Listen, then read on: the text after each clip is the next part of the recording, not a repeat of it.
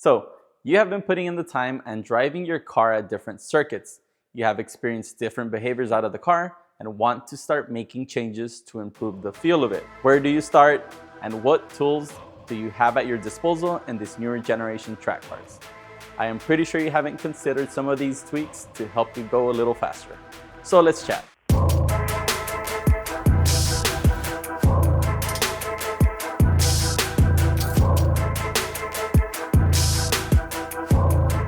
So now that you have your pens and pencils, let's start. First, I want to let you know that it's okay not to know what you want out of the car or where you think your car could benefit most from an adjustment. When I started my tracking career, I always came out of the car feeling, man, this thing is just insanely good.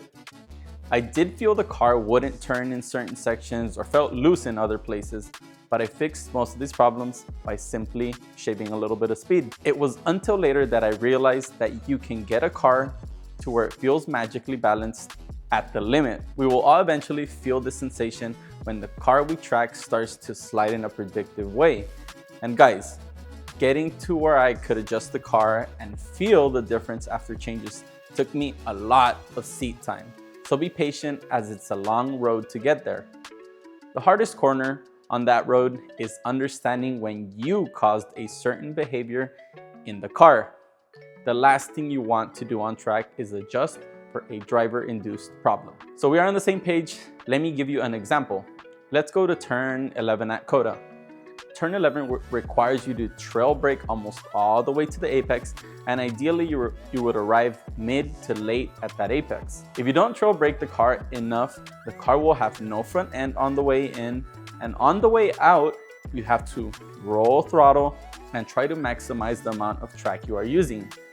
But if you go to 100% throttle at apex, I guarantee you are not keeping that car on track. Here's where you have to realize that your throttle input was too much. It would simply be impossible to make a change to the car to allow it to take that amount of throttle in that corner. After I make a mistake on track or the car doesn't do well, I always think back to myself and say, did I induce that? Most of the times, yes is the answer.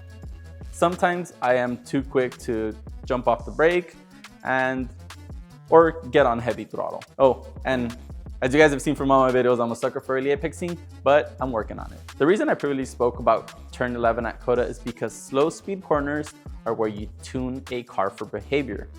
I consider a slow speed corner anything that is 45 miles an hour or slower. Keep in mind if a certain corner has elevation or is especially slick, as you want to make a change that benefits all slow speed corners, not just that single turn. At turns like this is where you will monitor car behavior, all while keeping track temp, heat cycles, and speed as part of the balance equation. I am of the opinion that cars change balance as the tires heat up and wear, but that's for another day. All right, so these are the top 4 tools I use to tune my car. Tool number 1, sway bars. When I am on track, I usually have tools at my disposition, and for me, it's relatively easy to crawl under a car and make a bar change. To understand how to make a sway bar, first I want you to visualize what it is. It is a bar that connects the left side of the car to the right side of the car to improve handling. It is attached to the chassis in the center and to a suspension arm at each end via a link. This bar can be made of different materials and thicknesses, but its main goal is to counteract forces that cause sway or body roll. At each end, these bars have a few holes and a link that is meant to move between them. Softening the bar involves moving the link to the farthest hole. This will allow for more flex and body roll from the car. This is a way to add grip to an axle. Stiffening the bar means making the bar fork as short as possible and moving the link to the hole furthest in. This will add stiffness to that end of the car, making the car more pointy. This change usually removes grip from that end of the car. If we look at a car altogether, they usually have a front and rear sway bar, but don't be surprised if your car only has one. From factory, cars usually come in the middle hole. We call that medium setting. When making a change to the sway bar, make sure that end of the car is unloaded and in the air. Do note, it is okay if you just make half a bar change, meaning running maybe medium on one side and stiff on the other. When making a bar change, please address the axle with the problem first. If that doesn't fix it, you can take away from the other axle. Like everything in life, this is a give and take. Let's go to tool number 2, ride height. This is only applicable to cars with coilovers. Making ride height changes is your next step in tuning your car, but when I find myself doing a ride height change, it's usually because I ran out of sway bar. At this point, I would be out of sway bar adjustments, right? So the only other option is to start moving weight around via ride height changes. Hunting for front, I would either lower the front or raise the rear a few coil turns. I usually mark the collars to the body and count turns up or down from there. Please be sure to document this somewhere, says the guy who always forgets. I'm always like, yeah, I lowered that car 3 turns or 4 turns. So please be sure to document it somewhere. Moving weight this way is great, but be sure not to lower the cars too much as it affects shock travel. And if you lower the car too much, you could end up with a car like this. I will usually start with a few turns, and my goal is to end up with a balanced car once more. Ideally, I would end up with enough ride height changes to where the car is back to medium sway bars, as I still want to have the ability to fine tune the car with the bars. Do note that lowering and raising the car will change geometry, and your alignment will also change slightly. Lowering the car usually adds camber and toe, and raising does the opposite. Let's go to tool number 3. This one is for those of you who drive modern cars with magnetic or adjustable suspension. Yes, I use this little button on the dash to tune the car to my liking. This button just stiffens up the suspension and is on for about 85% of my driving. I keep this little tweak in my pocket if I'm ever looking for a little more compliance out of the car. I find myself using it a lot when I'm at a lower fuel level in our cars. In our 911s, the struggle is always front grip, and running without the button allows me to move weight up front a little easier, keeping the front end happy. Believe it or not, there is a massive difference on how the front end of these cars feel when you have 24 gallons in its front fuel cell than when you have just 5 gallons in the car. If you turn that into weight, that's about a 100-pound difference. I also choose to run without this button when I'm at a track that seems to have lower surface grip and I am struggling to move grip left to right in connected corners. I hate to say this, but not because you have it, you have to run it.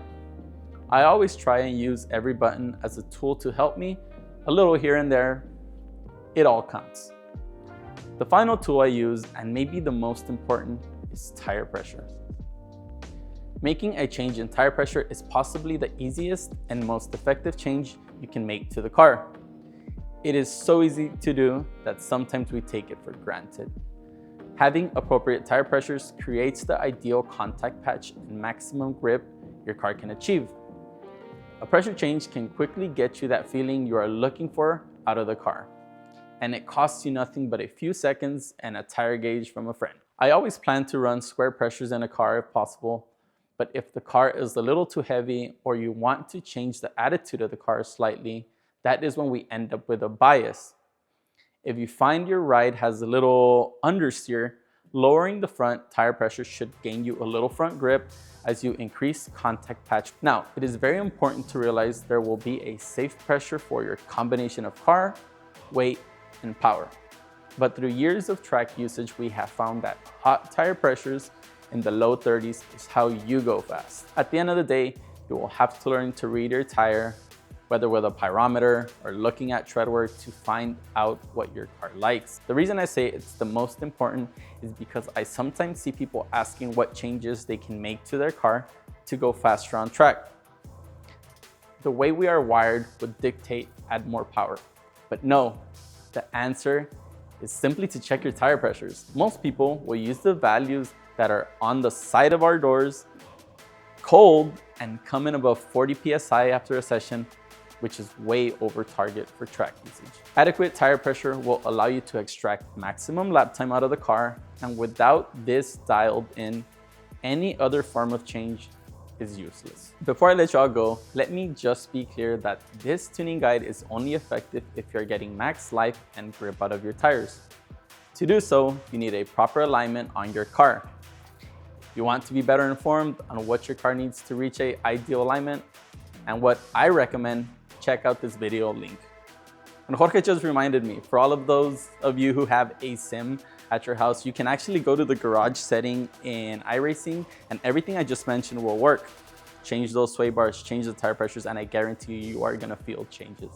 Thank y'all for watching, and if you aren't already, make sure to subscribe to the channel and click that notification bell. Also, if you guys have a question or tuning tips, leave them down below and I will make sure to get back to you. That's it for this one. See you guys at the track.